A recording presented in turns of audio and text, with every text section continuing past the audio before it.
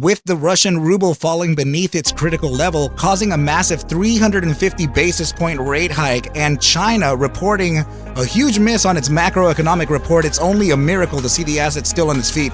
Let's go over the short-term time frame to unveil the potentials for tomorrow's price.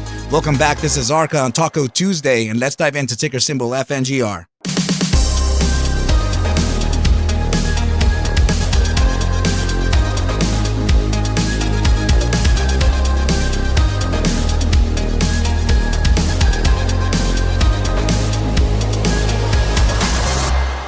What is up, team? Thank you so much for coming back once again. We are going to be looking at ticker symbol FNGR to see what could potentially happen for the following sessions. There is absolutely, macro bearish news happening. There is a for real emergency situation happening in China, which could impact the world economy. In fact, it could impact the U.S. economy as well. So we have to keep an eye on that as well, team. So Russia ended up printing its 350 basis point rate hike today, and that is creating massive turbulence in the broader markets, team. So I believe I did have, so I had this here so that you can go ahead and take a look at a couple things, right? So this is the SPX, the NASDAQ down. These are full points, team. This is a big deal. The Dow Jones down a whole point as well. American Airlines down. JP Morgan Chase down. The PayPal down 6 points. We have Palantir down 2 points as well. AI down almost 5 points. Oh my goodness. This is just blood on the streets right now, team. This is creating a lot of pressure on our favorite plays right now. So we're just going to have to go ahead and practice some patience to see if we can get this entirely resolved. But without the macroeconomic sentiment repairing itself, there could be a continuation of this pressure to the downside, team, which would, in essence, introduce a potential recession. Okay, but let's go ahead and just leave that macro talk for later. Let's go ahead and now move on to the next chart and see what we have right here, team. So FNGR. So guys, that is my little team member right next to me right now. You want to open up your tricks, buddy? Of course. He may step in, right? As you guys know, the wife is here you go, buddy. The wife is actually out of the country right now, and he is hanging out right now, co-hosting with us, right? So he just came to ask for his tricks. Opened it up. Need to have him chill out for a bit, right? And then we'll continue our deal here. There we go. He's good. All right. So anyway, team, let's go ahead and take a look at this. The Armor indicator printed a short signal here, right as this massive capitulation candle happened, right? So I'm gonna just go ahead and say that this is an absolute miracle to see FNGR still at 508 at the post-market value. So that is absolutely incredible considering the amount of bearish news that we have. It just goes to show how much bull pressure we do have here. Okay, so if there is, I did talk about a potential capitulation today, right? But we were going to get the upside yesterday as well. What I mean by that, I spoke about a downside is that was on Monday. I had no idea that China was going to do that and Russia was going to do that. Russia was going to do that. Okay, so there's no way I would ever have been able to foresee the macroeconomic events, the world economic events that are happening right now, right, team? So I guess our initial thoughts of a potential capitulation coming into Wednesday Tuesday was correct, right? But still, let's go ahead and see what we can do about the immediate short-term time frame. Okay, so yes, we ended up getting that pump to the 508. In fact, the price action ended up going all the way to 521, which is impressive by all nature. So let's go ahead and move on here and see what else we have. So there is another support that we have to kind of keep in mind here. Please remember that the bottom side of the range is actually 482. So we did speak about this live a couple times as well. I want to just make sure that it is presently clear and absolutely uttered so that you know that it is there and present. Okay, so the high valuation, let's see, actually the opening valuation of this candle is 550. And the closing of this one is, let's see, 550. Okay, so I just wanted to make sure that we weren't printing a bearish engulfing. We already had a buy daily bullish engulfing candle formation here, getting ready and set for an upside continuation. Of course, we had to get interrupted to our play. Right, so let's go ahead and now look at the macro perspective here. So this is the bi-weekly descending broadening wedge, right? And I want to just go ahead and point out something here. There is the possibility to where we can come down again and look at this, look how perfect it lands right at the support of this macro formation, 482. Yes, that sounds familiar. because we just talked about it. 482 at the bottom of this range right here. We had already drawn it in. We had already been looking at it in several different ways. Okay, team. So if anything, I guess it would be, in all essence, it would be another retest of this support, right? The newly converted resistance into now a support before a continuation to the upside. Now, okay, so with this downside, that would flash GTII for a capitulation as well. Please notice that it dropped to 7107. Okay, so now speaking about GTII, that 7107 level was not random. Okay, so in fact, we had already looked at this demand zone before, and we said that in case we do drop any lower, this would be the area to look at. 7054 to 7306 price action came down to a low of, let's see, 7103. So pretty damn close to this right over here, right, team? So not bad. We did bounce massively here and reclaim the inside of the wedge itself. Okay, so that's good.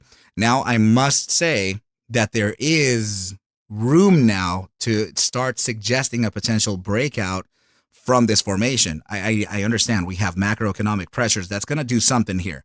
Right. Another thing is that this is in essence a 3-hour, a very attractive looking hammer candle. Right. So if we could actually make a upside continuation here, we would actually have to break out of this, touch the area of 80 cents yet again, come back down to the area of 76 cents, validate the support or newly converted resistance into support, and then continue onwards. I do suspect that GTII may be in maybe waiting for the sympathy run, right? So for the FNGR move, right? So that's kind of what I'm seeing here for GTII. So I'll go ahead and just title it as a FNGR GTII outlook, right? So let's go ahead and now move on to the next chart, right? I want to just go ahead and look at that buy chart and put the FNGR. There we go. Now we got everything clear. All right. So regarding the macro Gaussian bands, you can see here that we've yet again, right, reclaim the inside of the bands. Okay, so this is 498, but remember that we are currently sitting after hours at, let's see, that was 508, I think was?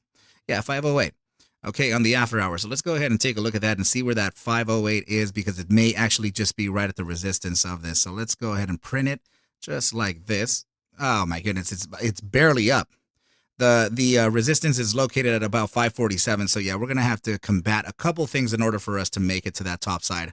So let's go ahead and review the RSI now. So the RSI is suggesting an upside continuation. We have the RSI SMA 14 with an upside pivot as well for the immediate short-term time frame. So that is a pretty good sign that it would be suggesting that. Okay, so now let me see the hourly. Okay, the hourly is about to make a bullish cross here, and that would lead the bi-hourly time frame to a potential resistance here at the SMA 14.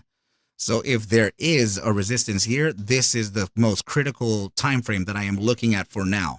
Since we do not have any other types of, hey baby, since we do not have any other types of resistance coming up other than maybe the 4-hour chart. Careful, don't run too much, but hey, careful. Sorry, team. All right, so yeah, now let's take a look at the 8-hour time frame. It's still slightly pivoted towards the downside, inkling around the possibilities of consolidation. Okay, so now we jumping into the bi-daily time frame, we do have a downside pivot, and the 3-day is also sharing a downside pivot too.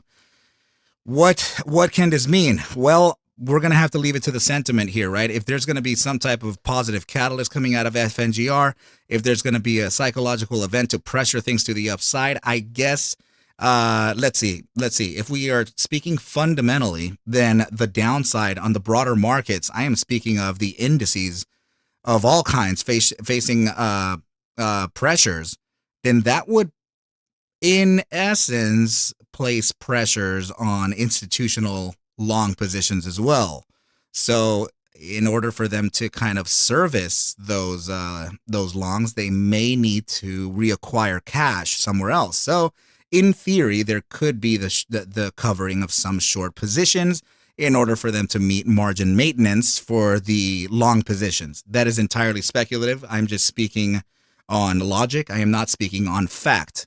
Okay, so please go ahead and make sure to do your own due diligence on that fact there, okay, team? So this is kind of what I'm looking at for tomorrow, right? So if we're looking at an immediate short-term upside followed by a resistance here on the bi-hourly time frame. Let's see if we can just get an edge over that, right? So 4-hour time frame is telling me that we would essentially make a rip to the upside here and start.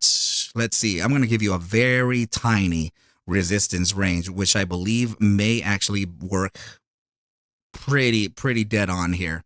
Okay, so we're looking at 550, 535 to 540 before a pullback, right? So we would reach this area here and then potentially pull back to literally the area where we're at right now at about the wick high from today at around 521.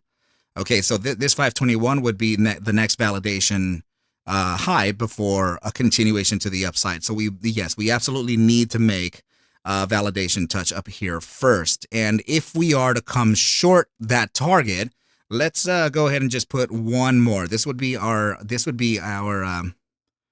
I guess our worst case scenario. I really would like to flash momentum by reaching this target up here, but like I said, there could be a possibility that we come just shy of that target, right? So let's just go ahead and assume that that is the case, and then kind of build our case here. So let's see.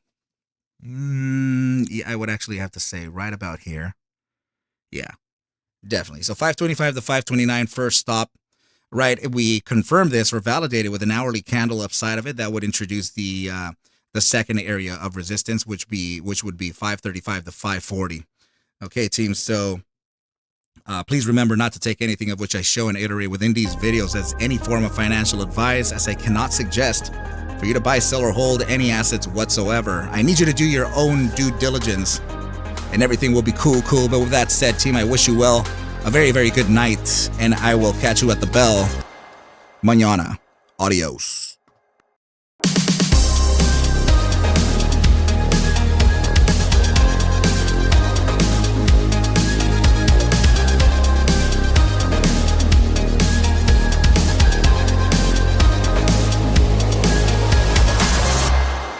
Yeah.